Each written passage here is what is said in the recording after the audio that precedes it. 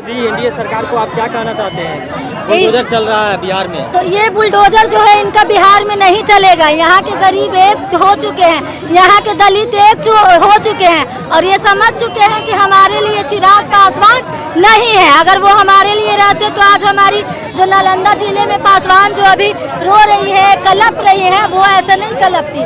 अभी देखिए कि हर जगहों पे किस तरह से गरीबों का घर तोड़ा जा रहा है। तोड़ने से पहले आप इनको व्यवस्था दिए, नहीं दिए।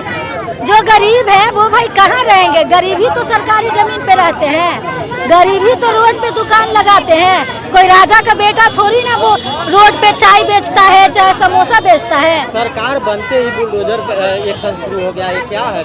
मतलब ये लोग देखिए, इनको जो है उनको ये सरकार बनते ही जो है गरीब दिखाई दे रहे हैं। गरीबी इनको दिखाई नहीं दे रहा है कि लोग इतने गरीब हैं कि रोड पे ऐसा ही झोपड़ी देकर तैयार है। अभी के जमाने में कौन रहेगा रोड पे? कोई रहेगा अच्छा आदमी? वो गरीब है इसीलिए तो बेचारा रोडों पे रह रहा है। लेकिन इन लोगों को ये भी मंजूर नहीं है। इन लोगों को सरकार, गरीब जनता के वोट से इन लोगों को तो बंगला मिल गया, ये लोग अपना बंगला में रह रहे हैं, लेकिन गरीब को रोड पे भी रहने का अधिकार नहीं है। देखिए ये कैसी सरकार है, निकम्मी सरकार है। और ये बुलडोजर वाला सरकार हम लोग उखाड़ कर फेंकने का काम करेंगे और इनका ये बिहार में नहीं चलेगा। बुलडोजर राज नहीं चलेगा यहाँ बिहार में। बिहार के गरीब एक हो चुके हैं, दलित एक हो चुके हैं, अति पिछड़ा एक हो चुके हैं।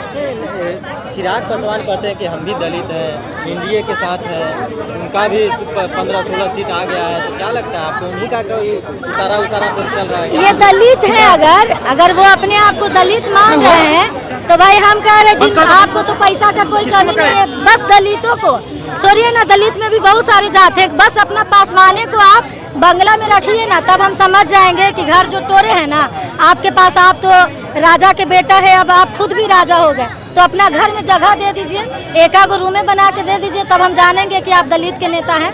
मैं भी पासवान समाज से आती हूँ, हम भी चिराग जी को कह रहे हैं कि आप दलित का नेता हैं, हमारा भी परिवार का घर टूट गया है, दे दीजिए। चुनाव के पहले बहुत चिराग पासवान सक्रिय थे, क्या विदेश चल गएगा? वो दिल्ली चले गए हैं, दिल्ली में बैठे हुए हैं। और हमारी देखिए जनता को अभी भी जागने का जरूरत है। 5 साल के बाद फिर जाति और धर्म के नाम पे वोटवा चुहा देती हैं। जाति के नाम पे सब पासवाने को देंगी, जो पासवान है पासवान को देंगी, जो यादव है यादव को देंगी, तो ये इसी का सजा है। जाति या धर्म। सोशल मीडिया पर एक कुछ बोलते हुए कमेंट्स देखे हैं, वो बोल दीजिए थोड़ा। देखिए जाति धर्म के नाम पे आप लोग बिल्कुल मत किसी को वोट दीजिए। और हम भी सोशल मीडिया पे जो भी वीडियो डालते हैं वो समाज को एकजुट करने वाले डालते हैं। और हम भी ये समझाने का प्रयास करते हैं कि हमारा जो वोट है सही जगह पे दीजिए।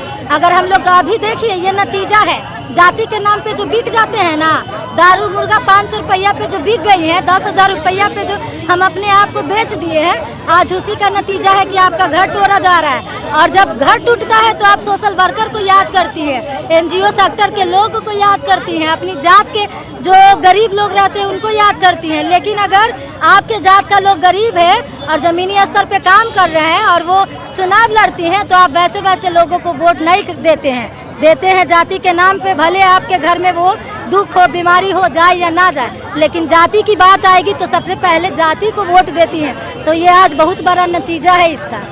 तो आप भी दलित हैं, दलितों के लिए क्या कहना चाहते हैं? लड़कियों के लिए, दलितों के लिए, देखिए दलितों के लिए कहेंगे कि आप जागिए।